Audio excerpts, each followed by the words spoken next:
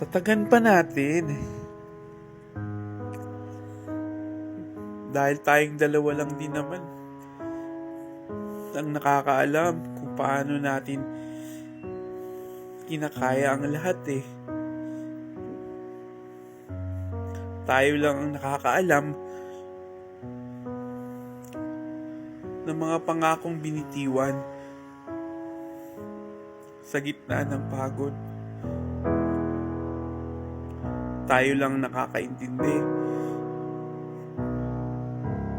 ng paraan nating magmahal.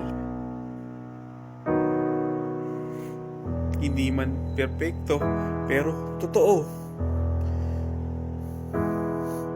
At sa mundong puno ng opinyon,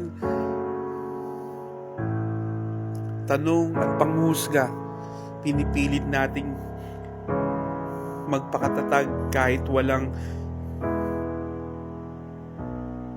palakpakan o papuri mula sa iba. Sa dulo, hindi naman kailangang maintindihan ng lahat. Hindi natin kailangang ipaliwanag sa mundo. Basta alam nating dalawa,